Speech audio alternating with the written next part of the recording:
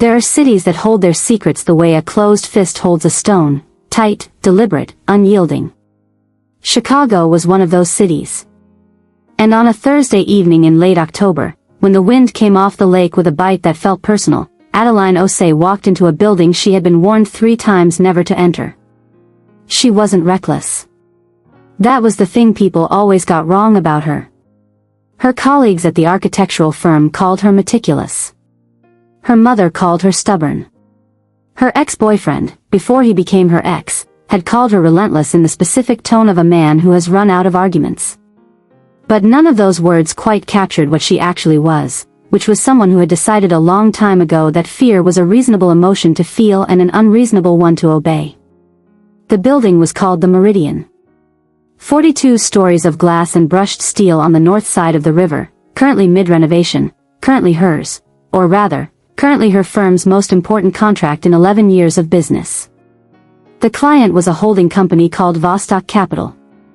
The client's representative, who had communicated exclusively through a humorless paralegal named Sergey, had requested a site inspection for the following morning. Adeline, as lead designer, had come the night before because she had noticed something in the updated structural drawings that didn't sit right, a load-bearing adjustment on the 14th floor that contradicted the original specifications she'd signed off on, and she was not going to walk into that inspection without understanding every inch of what she was looking at. The construction elevator groaned as it lifted her past the 3rd floor, the 5th, the 10th. She had her hard hat. She had her flashlight. She had the rolled drawings tucked under her arm and her phone in her coat pocket and the kind of focused calm that comes from being very good at your job. What she did not have was any warning for what she found on the 14th floor. There were 3 men standing near the east wall. 2 of them she didn't recognize. The 3rd was standing with his back to the elevator, looking out through the open framing where the floor-to-ceiling windows would eventually be installed, looking out at the Black River and the city lights and whatever private thing occupied the mind of a man who stood utterly still in an unfinished building at 9 o'clock at night. He was tall. That registered first, and then the breadth of his shoulders in a charcoal coat that had clearly been made for him specifically, and then the fact that the 2 men flanking him had both turned at the sound of the elevator and one of them had a hand inside his jacket before she'd even stepped off. "Stop," the man said, without turning around. Just that one word. And both men went still. He turned then. Adeline had seen photographs. You didn't take on a contract of this size without doing your research, and her research had included everything publicly available about the principal stakeholders of Vostok Capital, which was not very much, and one photograph taken at a charity gala 2 years prior. In the photograph, Kazimir Yuvarov had looked like what he was, a wealthy, controlled, distinctly private man in his late 30s who gave the impression of someone who found the whole business of being photographed faintly contemptible. In person, standing 15 feet away from her in a half-built room with the Chicago wind coming through the open walls and his gray eyes moving over her with an assessment that was entirely unhurried, he was something else. She had the strange and inconvenient thought that the photograph had lied. "Ms. Osei," he said. Not a question. She blinked. "You know my name. You're the lead designer on my building." He said it with a specific possessive weight. "My building. I made it my business to know your name 3 months ago." He glanced at the rolled drawings under her arm. "You came to work." "I came to check something." She wasn't going to apologize for being here. This was her project. The structural revision on this floor.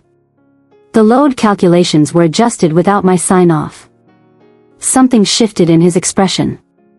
It wasn't quite surprise. It was more like the recalibration of an expectation that had already been set high. "When did you notice this?" 2 hours ago. And instead of waiting until the morning inspection. "I don't wait when something is wrong." She said it simply, the way she said most things. "Is there a reason those calculations were changed?" The 2 men were watching her with the particular stillness of people who had been trained never to show what they were thinking. Kazimir looked at them once and they moved away, far enough to be out of the conversation, close enough for whatever their purpose was. He walked toward her then, not quickly, and stopped at a distance that was professional and somehow also wasn't. "There is a reason," he said. "The space on this floor is being repurposed. The original design had it as open commercial. The new purpose requires different structural considerations. What new purpose? A pause. The wind moved through the building. A private room. Reinforced. Soundproofed. She looked at him. He met her eyes without flinching, without explaining further, and she understood that she was being given information in layers, some of it useful to her job, some of it deliberately withheld, and the line between those two categories was a test she hadn't been told she was taking. "I need the complete revised specs before tomorrow's inspection," she said. "Whatever the purpose of the room, the structural integrity of this floor has to be coherent with the rest of the building. If it's not, I'll say so at the inspection." "I know. I'm telling you so there are no surprises. Ms. Osei." He said her name the way people say things they've said to themselves in private, with a kind of familiarity that hadn't been earned yet and somehow felt inevitable anyway. "I hired your firm because you are the best. Being the best means telling me the truth even when it's inconvenient. I'm not surprised. I'm interested." She didn't have a response for that, or rather she had several and chose none of them. She looked back at the open wall and the city beyond it, and she thought, this man is not what you prepared for. And then she thought, that's exactly what makes him dangerous. She left the building 20 minutes later with a promise from Sergey, materializing from somewhere she hadn't tracked, that the complete revised specs would be on her desk by 6 the next morning. She walked to her car in the cold and sat in it for a moment without starting the engine, and she thought about gray eyes and a voice that carried the trace of an accent that had been smoothed almost entirely away, and a man who had said "I'm interested" like it was information and not an invitation. She started the car and drove home and told herself she was done thinking about it. She was not done thinking about it. The inspection went professionally.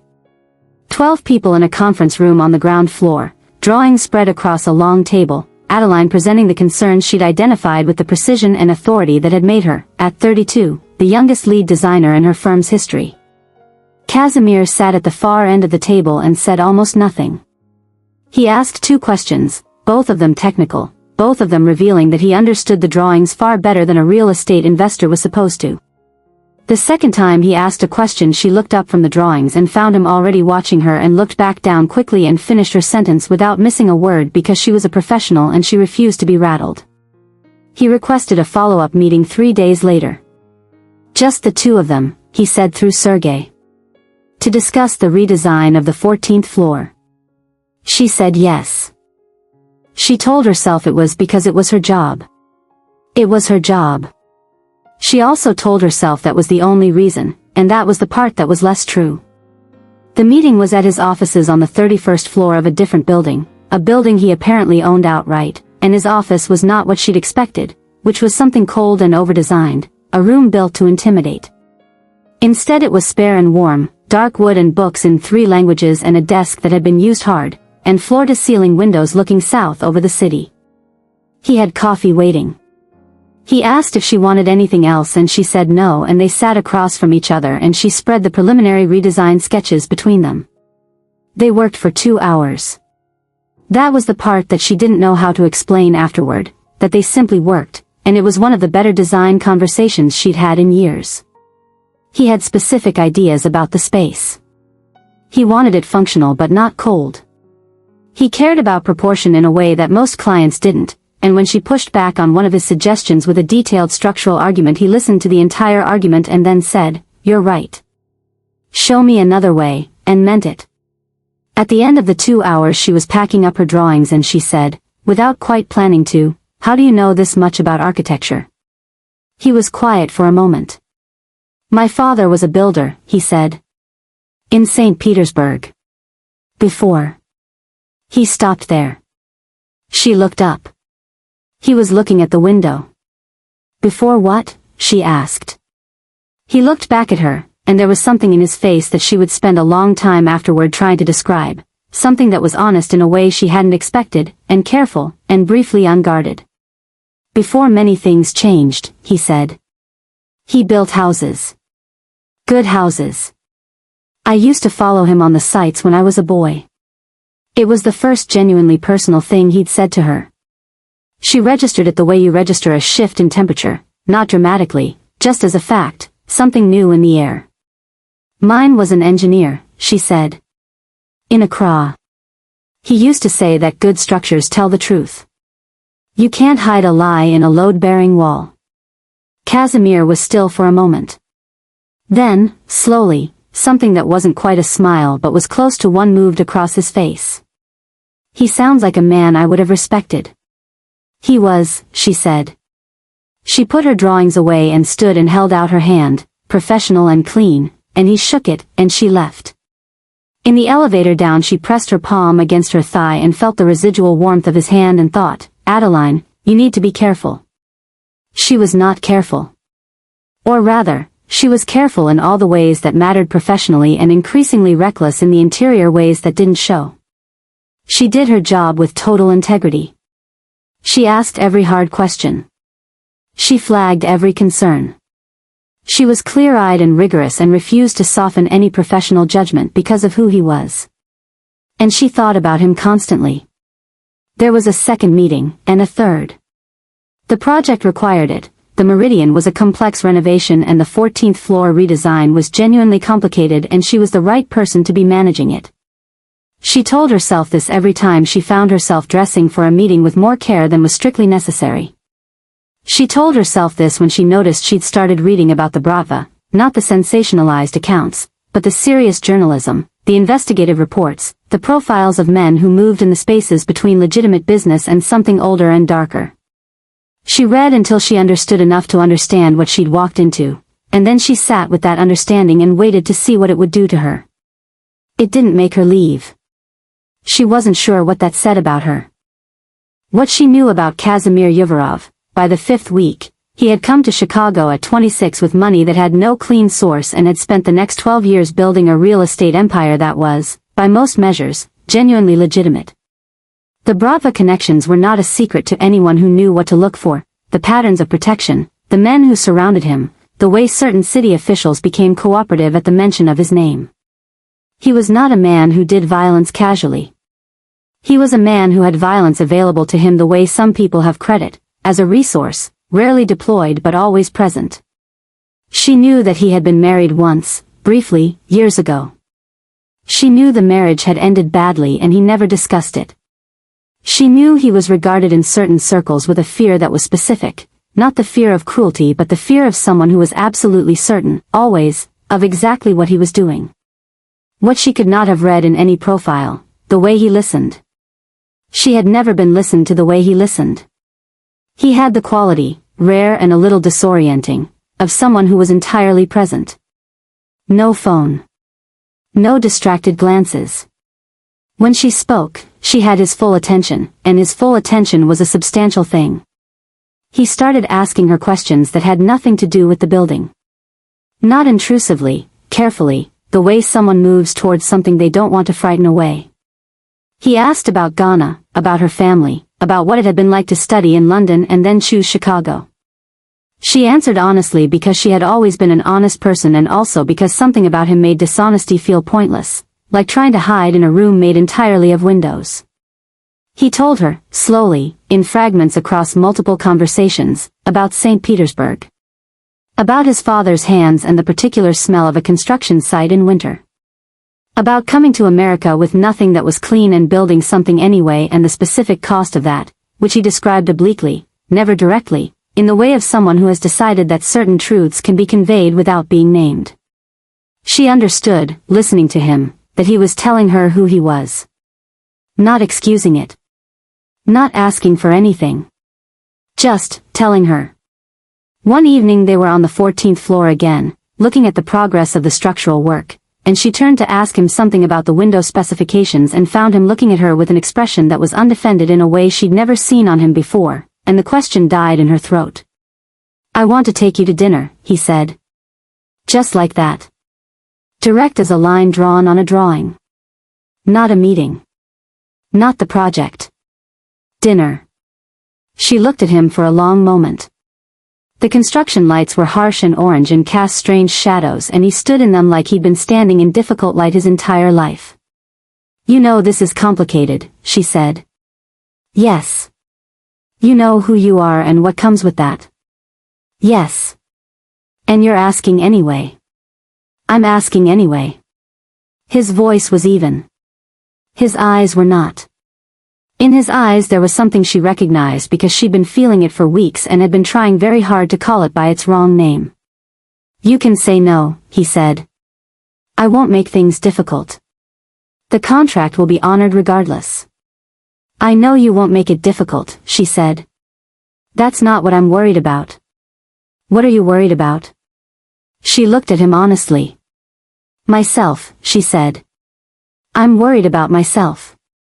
He didn't say anything to that. He just waited. Yes, she said.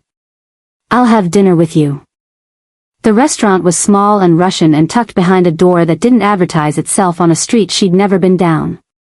The owner greeted Casimir with the specific warmth of someone who has been provided significant safety for a long time. They were given a table in the back corner and the privacy that came with it, and the food was extraordinary and simple, and they talked for 3 hours. She told him about the first project she'd ever led, a community center in a neighborhood that had been told for 20 years that nothing was coming, and the look on the community board chairman's face when the doors opened. He listened the way he always listened, completely, and when she was done he said, "That's why you do it," and she said, "That's exactly why I do it." He told her about the first building he'd bought in Chicago, a failing hotel on the South Side, 12 years ago, that everyone told him was worthless. I walked through it alone one night, he said, before we started the renovation. Every room, every floor. I wanted to understand what it had been. He paused. My men thought I was being sentimental. Maybe I was. He looked at his glass. I wanted to know if it was worth saving. Was it? It's still standing, he said. Fully occupied. Good tenants. A pause. It's worth saving most things, if you're willing to do it correctly. She heard the layer beneath the literal. She let it sit between them. They walked back to her car after, through the cold, and at some point the space between them had closed without either of them doing it deliberately and their arms brushed and neither of them moved away. He stood at her car door and the silence was the kind that has weight, that occupies space, that means something. Adeline, he said, and nothing else. Just her name, in his voice, with the trace of accent that surfaced sometimes when he was less guarded. Good night, Casimir, she said, and got in her car, and she could feel him standing there until she turned the corner.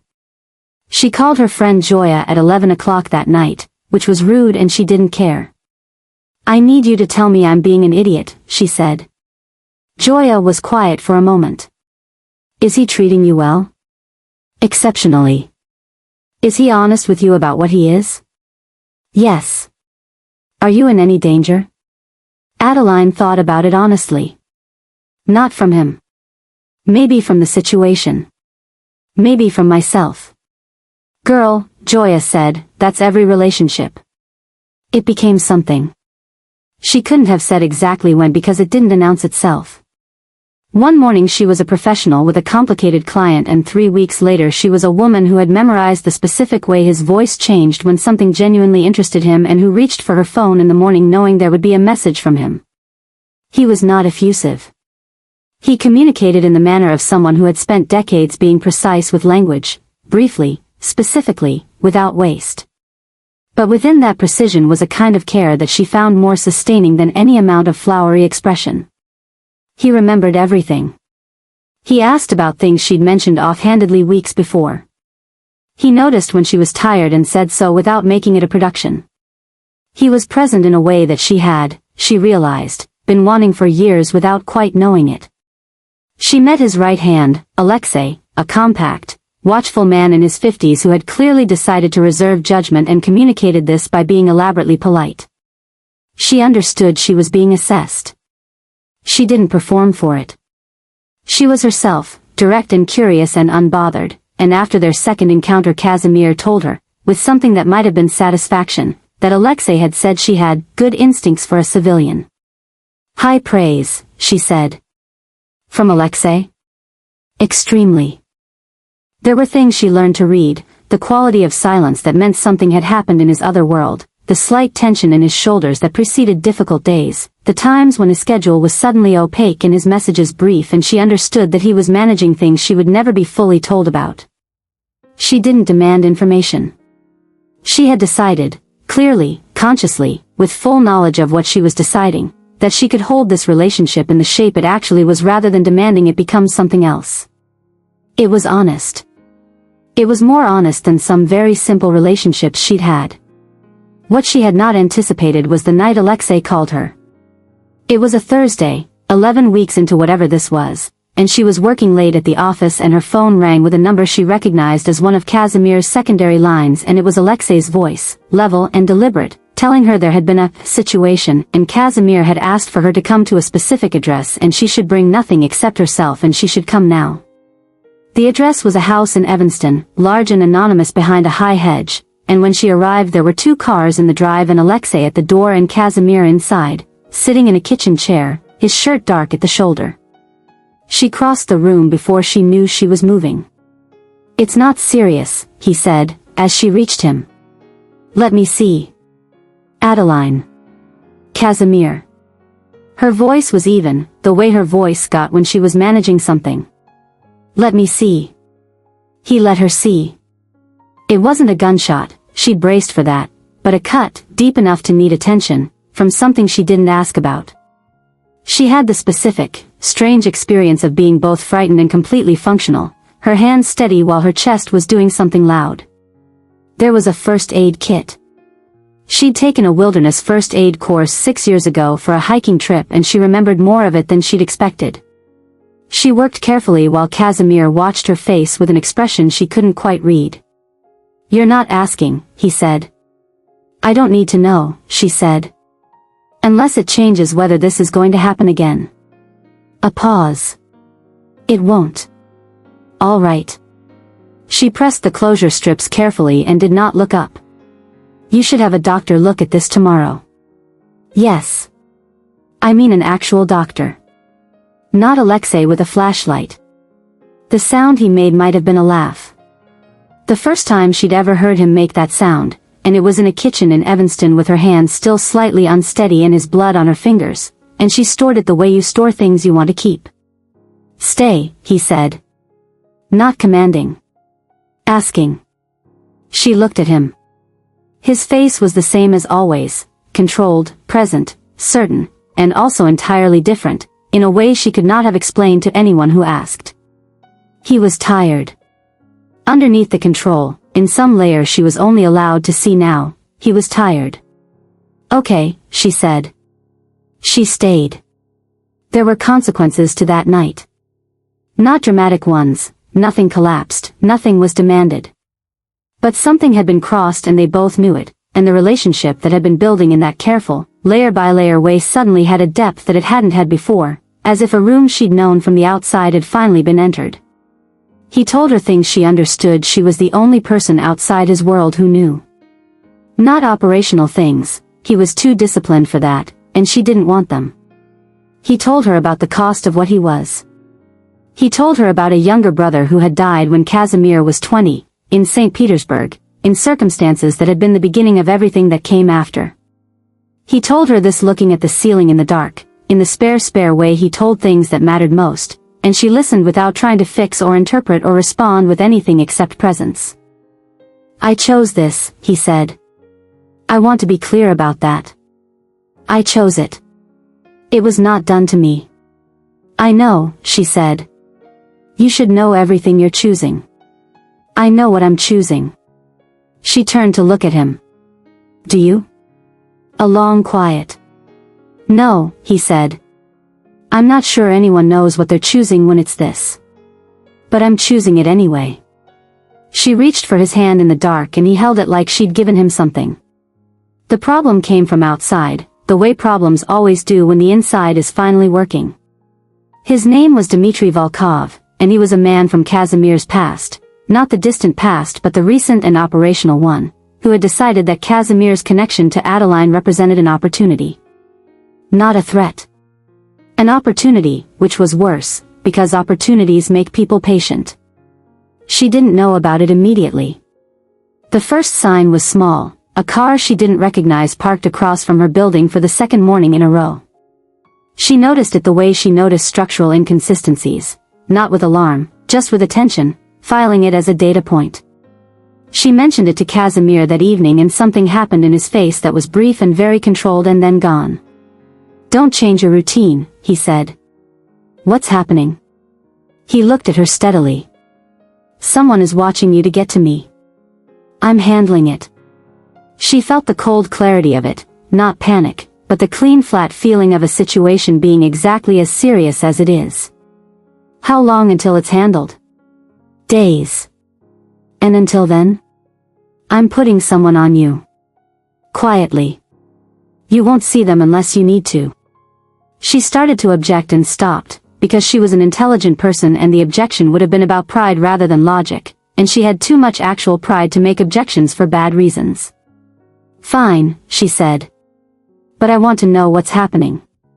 Not the details. The shape of it." He told her the shape of it. A man who believed that Casimir had moved assets in a way that cost him. A grievance that had been building quietly. A decision to apply pressure indirectly. "Through me," she said. "You were visible," he said, and there was something in his voice she'd never heard before, something stripped of its usual certainty, something raw underneath. "I thought I was careful. I should have been more careful. This isn't your fault. You are in this position because of your connection to me. And I connected myself to you with open eyes," she said. "Don't take that choice away from me now by deciding I'm only a consequence." He looked at her for a long time. "You are the least convenient person I have ever known," he said, and it sounded like devotion. "I know," she said. "You keep choosing it." The days that followed were the most clarifying of her life. She went to work. She ran her project, including the Meridian, including the 14th floor, including all the professional relationships that had nothing to do with this. She worked with her normal rigor and her normal precision and came home to an apartment that had a man she couldn't see somewhere in the building across the street and messages from Casimir that were careful and present and never, not once, asked her to pretend things were fine when they weren't. She thought about her father's voice, telling her, "Good structures tell the truth." She thought about what it meant that she had walked into this building and this life with exactly as much information as she'd asked for. She had not been naive. She had been clear.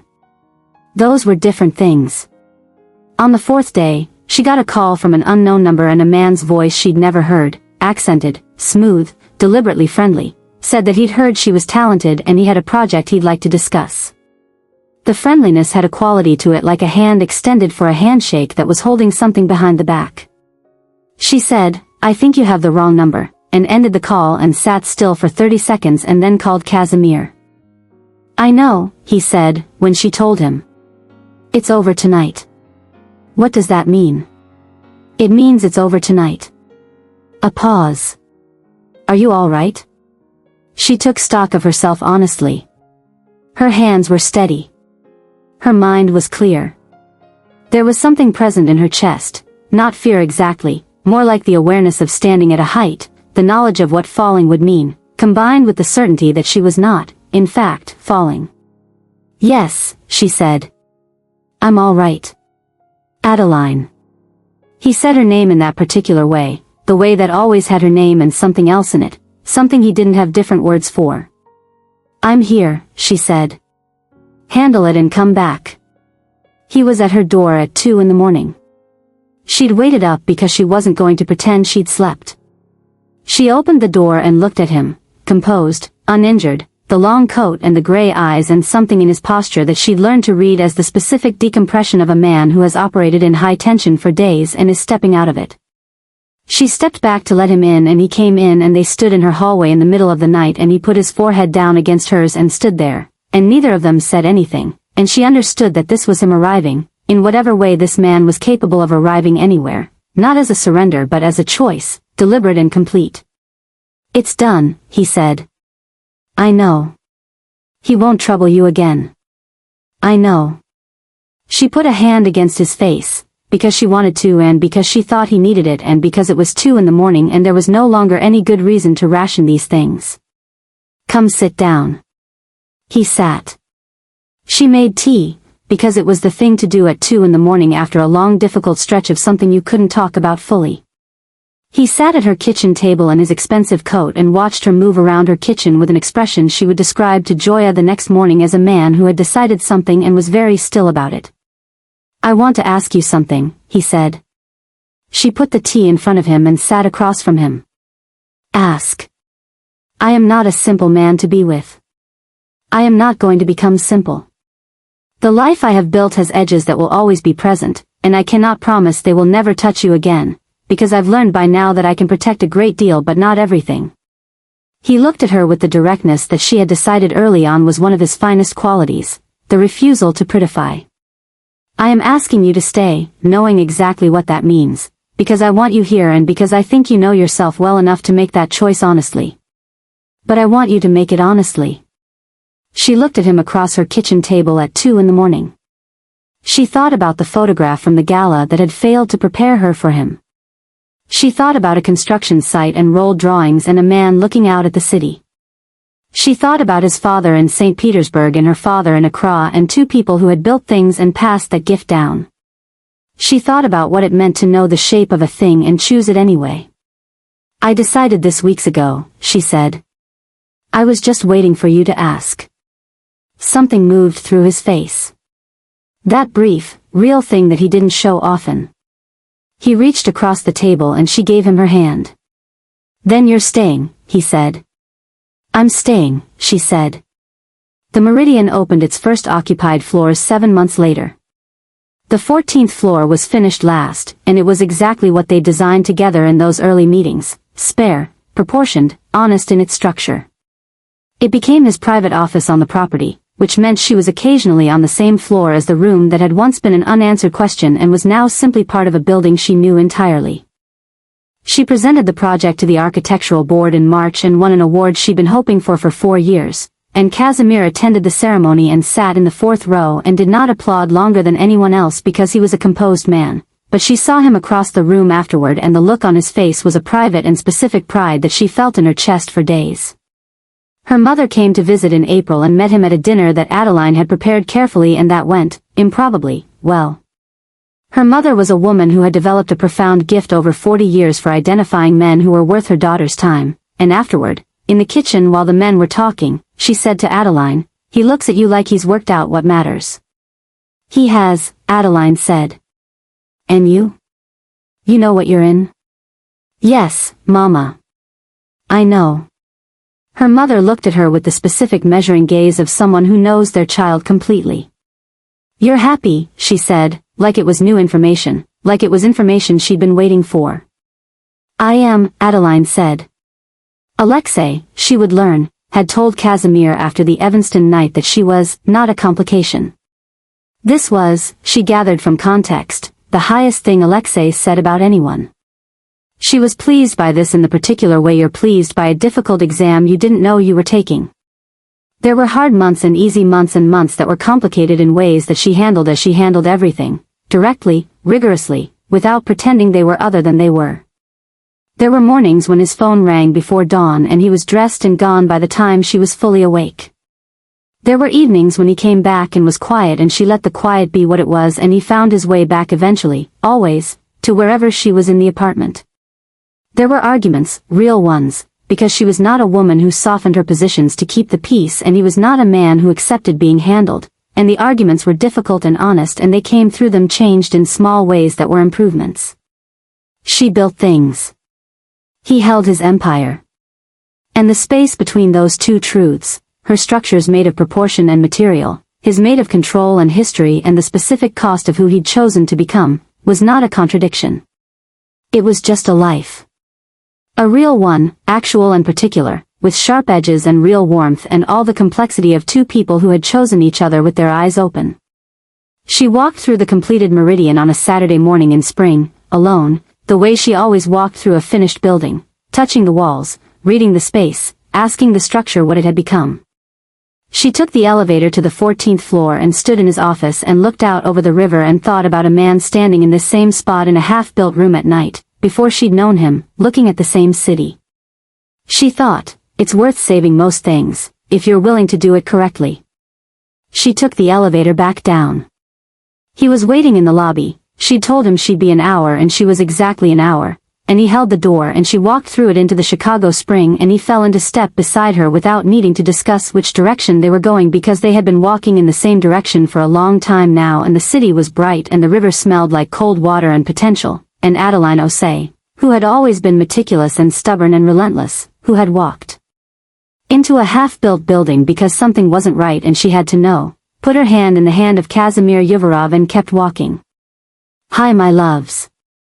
If you made it here, if you stayed with Adeline and Kazimir from that first cold night on the 14th floor all the way to this ending, then I want you to know that this story was written for exactly the kind of person you are.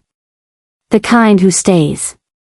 The kind who wants to see something real, even inside a story.